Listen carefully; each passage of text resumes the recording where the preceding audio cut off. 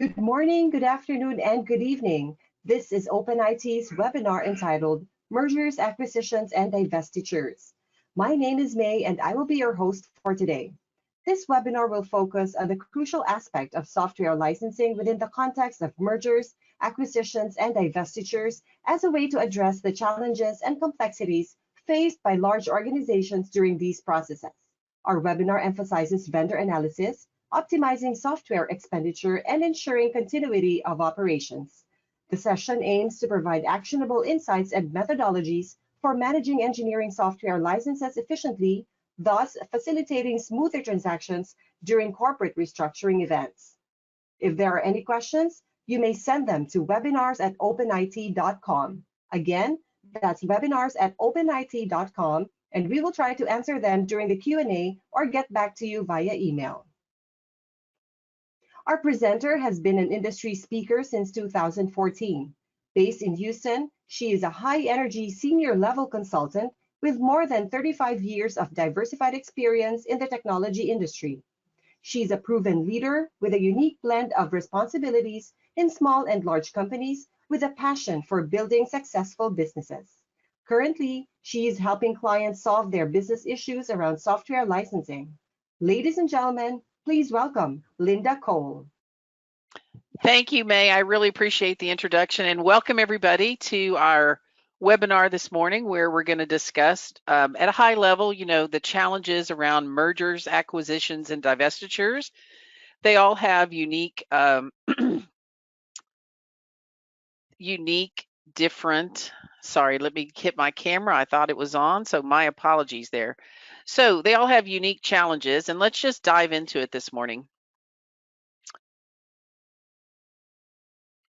So one of the most common things I hear from customers is that, something will happen in the organization, again, merger, acquisition, divestiture, and they'll say, the biggest challenge was they weren't involved. They weren't included in the due diligence or the asset transfer. Maybe they were asked for a list depending upon what, if there was a merger and acquisition, et cetera, or divestiture. Maybe they were asked for a list of software used or that type of thing, but they really weren't involved in the process, in the whole thing. And so then what happens is the deal closes, and then there's a really short time frame to react. So it really presents a challenge. And then, of course, the most common thing is not having anything in advance. So visibility is absolutely the number one challenge that customers tell me that they face. And then kind of after that, it's visibility of all these things, right? Are there any audits going on that are around the applications that are either being sold off or that are being brought in? What are the security? This can be different depending upon your environment. So when two very large organizations merge, when there's a merger, they probably have different security policies, and so trying to get those together. Whereas if a larger company is acquiring a smaller company, maybe there's not really any security or not the same level of security.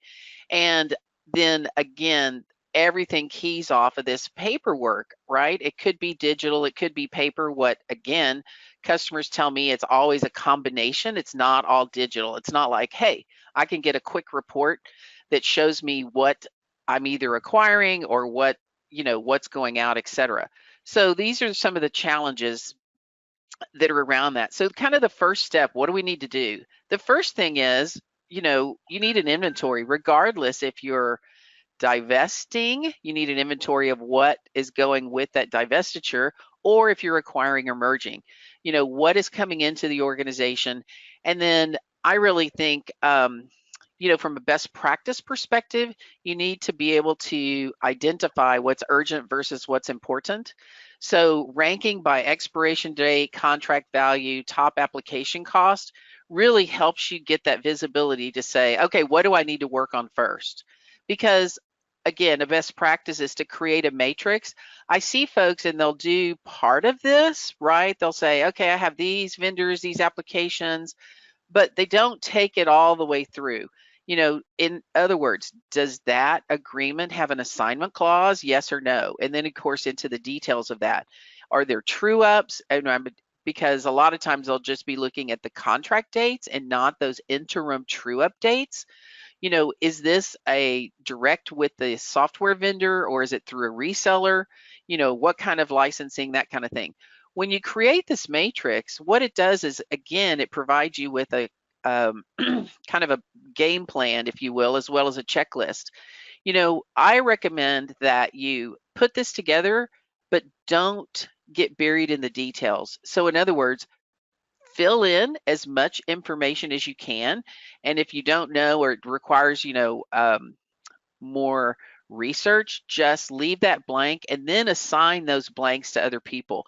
What I see folks do that really kind of makes it more cumbersome in these environments is they'll take the top 10, right? They'll start focusing on that, and they don't ever make it through the list because it's so time consuming trying to get all of the data that's needed through here. So if you just fill in what you can, and then go back and have people assign people to fill in the blanks, right? So the benefits of this are probably obvious, but it's to help minimize risk. It's to help, ensure continuity of service and really optimize cost. So especially if you're bringing in, so for a merger or acquisition, you're probably, not always, you're probably going to need to do some analysis to see, okay, do I have enough licenses? Do I have too many? Can I merge these contracts? Can I make them coterminous? What is the best position going forward for these various different applications?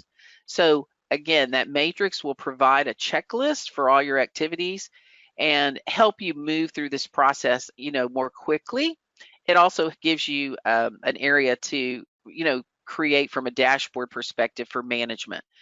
Compliance is a component that we don't really, it's there, but secondary. Again, this is going to depend on your organization. Do you have people dedicated to compliance, or does it all fall on, the license administrators, or is there vendor management plus compliance? So these things, are different for every company, but really understanding what's the transferability, what are the limitations, what are the usage rights, what's installed versus what's being used, setting up that communication. So first is the official communication to the vendor about what's happened in that transaction, but then it's setting up those meetings to talk to them again about what do the renewals look like, what are my renegotiation options, making those agreements coterminous. This is something that it makes the acquiring person, if you will, it makes your life much easier if you can do that. And then, of course, pardon me, doing an inventory and audit of what actually came over. So not all contracts are transferable. Hopefully, during due diligence, those things would have been looked at. But again, customers communicate that that may or may not have happened.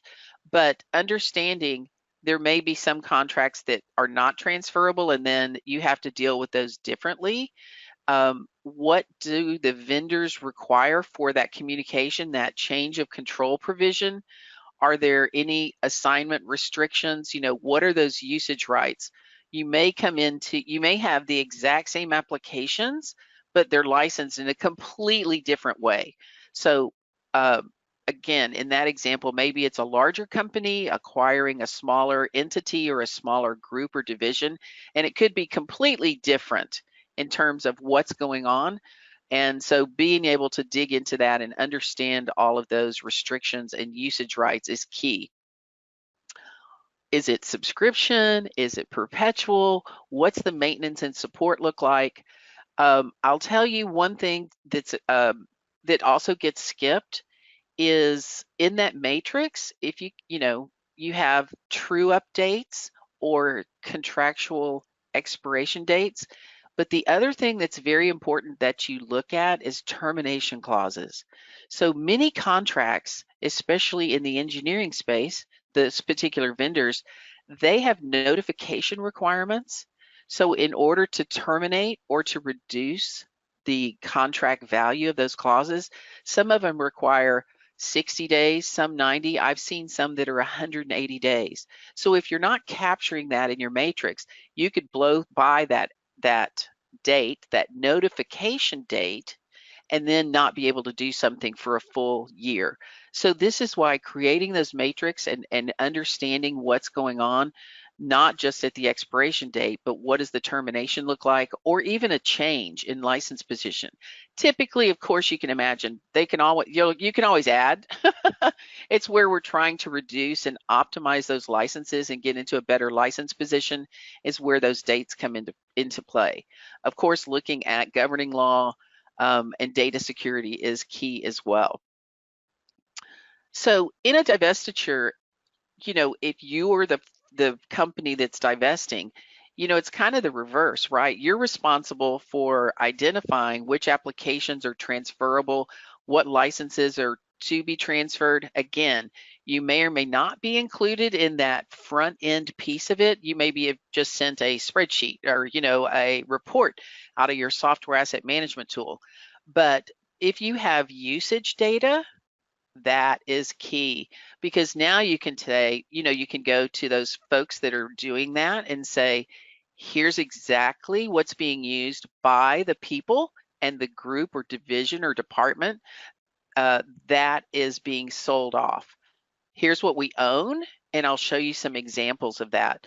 But this being able to have that visibility. So a lot, again, some folks are coming into this and they say, oh, I'm in good shape. I've got my software asset management tool. It tells me what contracts I have and the expiration date. But hopefully what I'm showing you here is that you need usage data.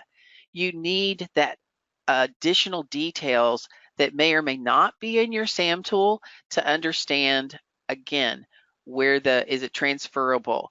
What are those clauses? What are those termination dates or those notification dates that come in? And what's the benefit of keeping the applications or the software versus transferring those licenses? So let me give you just a couple of report examples, and these are very basic, high level. The first scenario is just a company sold off one of its smaller divisions, including all their assets. So they needed to identify what was being used, validate counts, etc. Now this is just an example for a single vendor.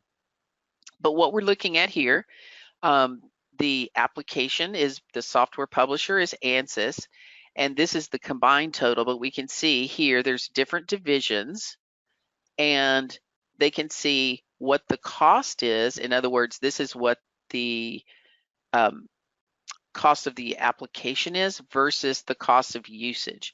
So in this scenario, division 2 is being sold off, and this makes it easy, right? It's about the same, and I'll show you in another slide that the user counts and the max and use, those types of things are very similar, because in the engineering space, we know there's so many different license entitlements.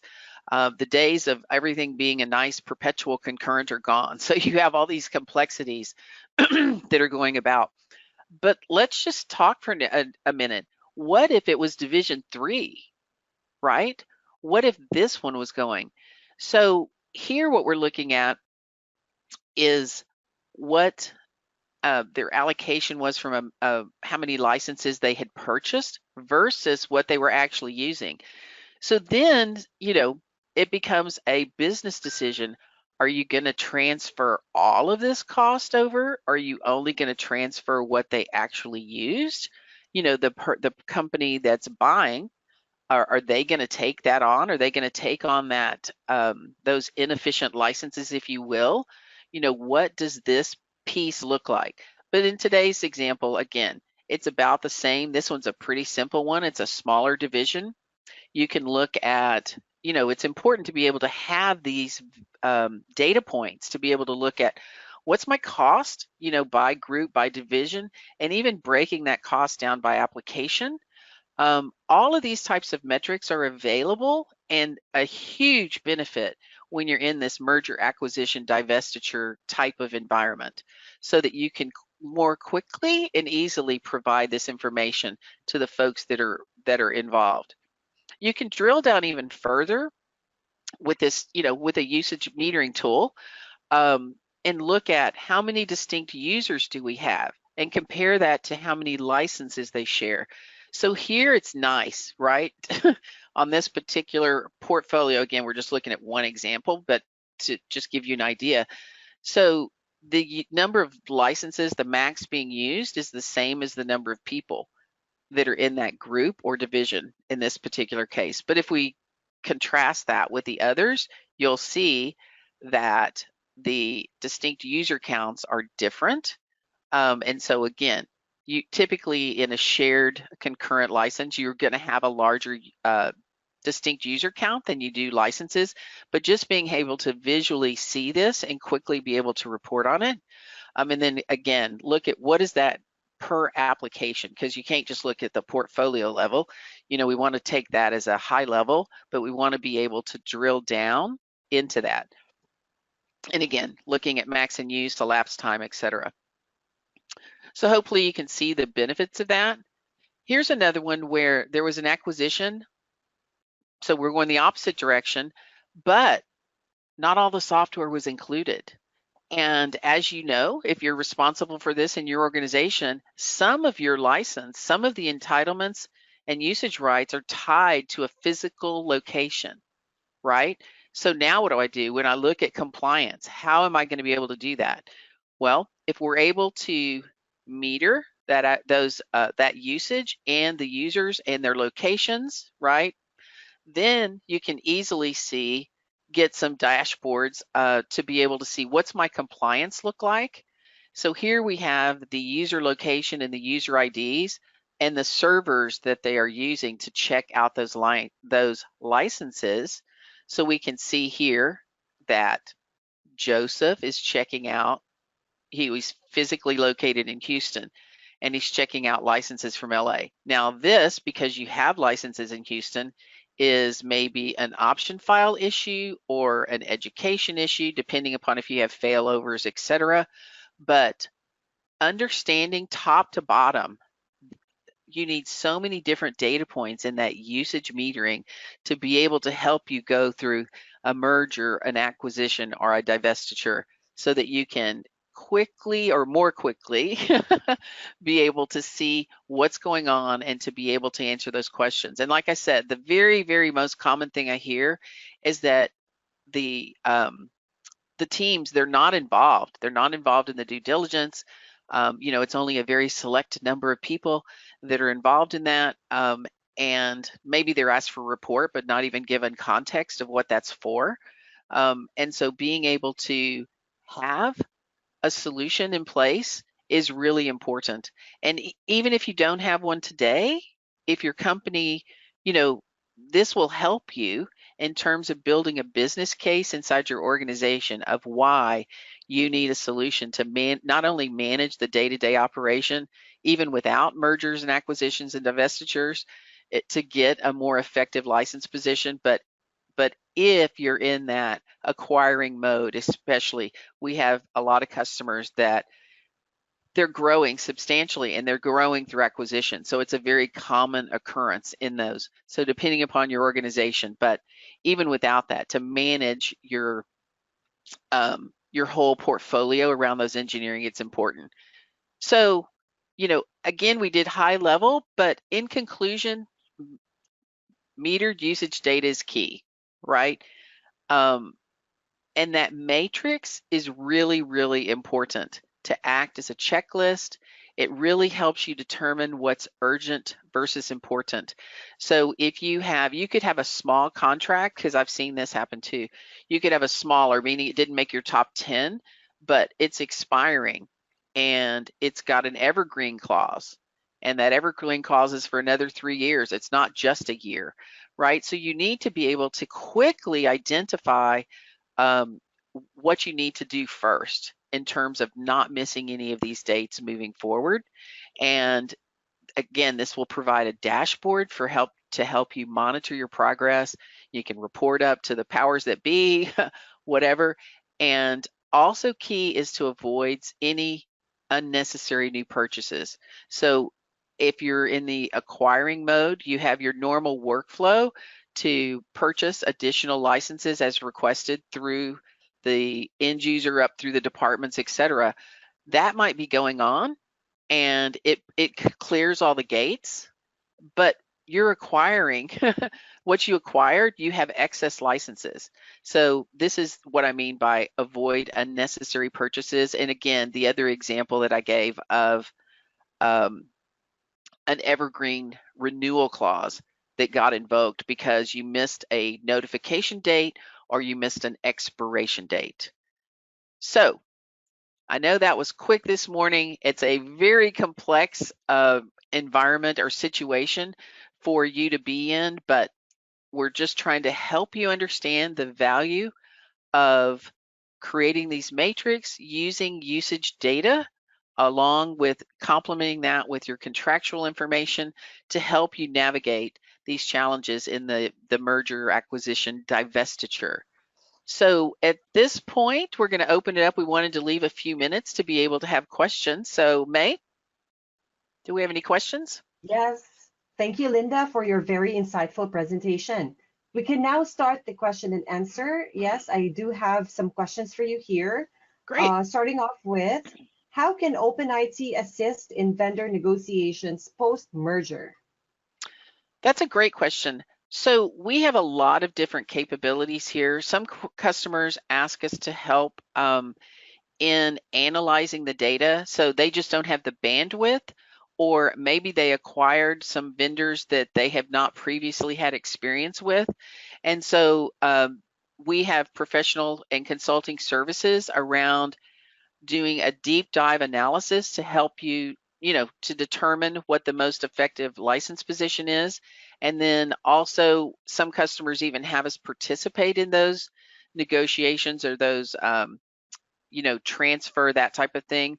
So we have a lot of, again, professional services and consulting around that, around analysis and really understanding contracts. We have, we even have the ability to, physically take the contracts and create that matrix for you. So great question. So I'd say if you have any of those, just, give us a call and we can go into more detail about your specific situation or what's going on in your environment. Thank you, Linda. Here's the second question. Can OpenIT report on purchased software that has not been unused in a divestiture? That hasn't been used? Is that the way you read it? Yeah. So the answer is yes. And that's a really great point. So zero usage reports are very key in your day-to-day operations, but especially in this environment. And again, if it's a divestiture, someone else is making that decision, pardon me, but being able to report on that is key. And I'm going to add to that you need the cost information as well. So when you're looking at that zero usage report, is there a cost associated with it? Because there's a lot of applications that come along, or features, let's say, that are in a portfolio when you purchase various different applications, and you don't need to worry about those. So if you have a list of 100 applications or features that are not in use, maybe half of them don't even have a cost associated with them. So you can just, put those to the side and ignore them, and then focus on those applications that have cost associated with it. Depending upon what type of licensing it is, depending upon, several factors, maybe you take your license position down completely.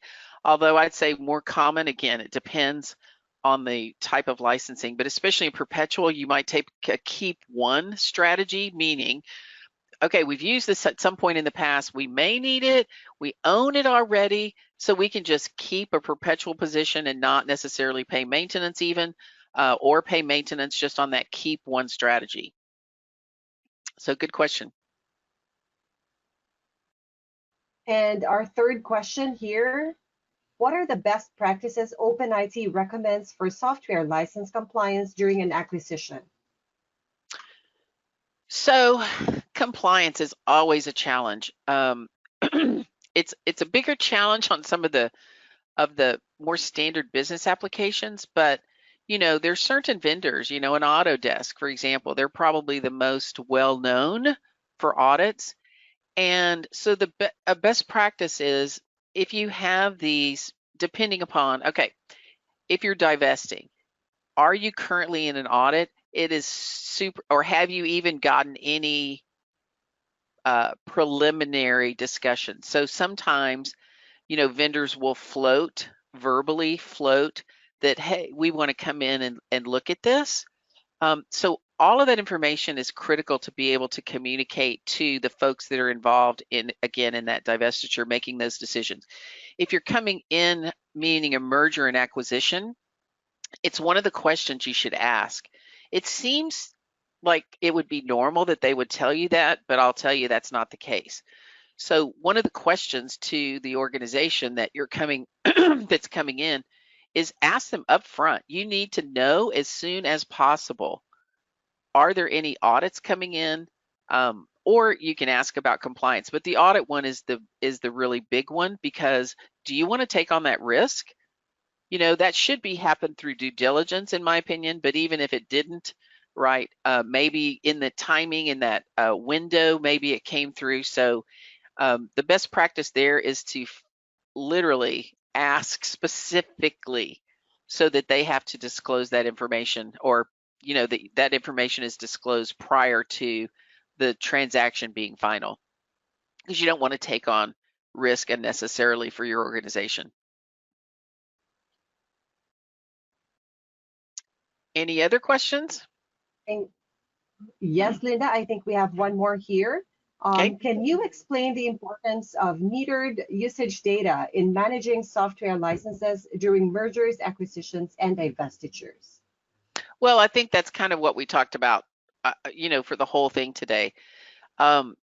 If you only know what you've purchased, that doesn't really give you enough data points to be able to make a decision. Okay, that's the simplest, easy level. Okay, you're acquiring this company, and they're going to give you these applications that were purchased. But again, are you taking on inefficiencies like that example I gave with the large division, where they had a large expense in those applications, but they weren't really efficient. They weren't really using very many of them. So looking at the usage information is critical to understand, again, what you want to divest or what's coming in, and what the impact, both, we talked about risk, but the financial impact is going to be. So with usage data, we just touched on a few points, but there are so many. Well, it depends on what solution you're using. For our solution, I can talk, that's what I know the best. The more data points you have, the better you get, a more well-rounded 360 view of what's going on.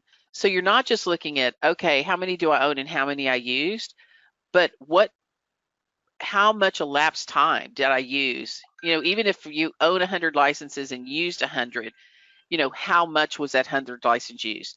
So usage data is critical, in our opinion, of course, but there's so many different benefits. So if you don't have a solution, or you're not happy with that, I would just say, contact us and we can go into more detail.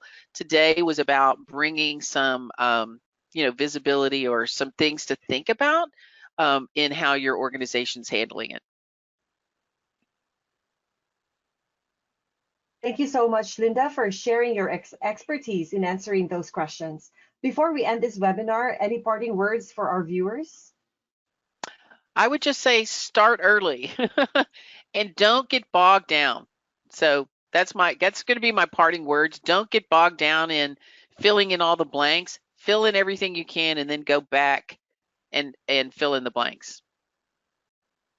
Thank you so much, Linda. That was very enriching. And also thank you to all our attendees for joining our webinar today. A quick reminder again that this webinar is recorded and can be immediately replayed after this live stream, but we will also upload it on our website.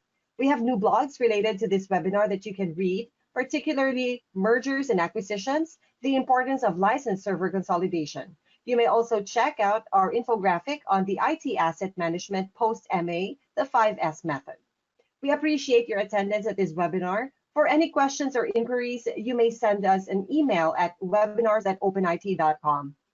please visit our website at openit.com and follow OpenIT Inc. on social media. Connect with one of our solutions consultants and get started with your software optimization journey.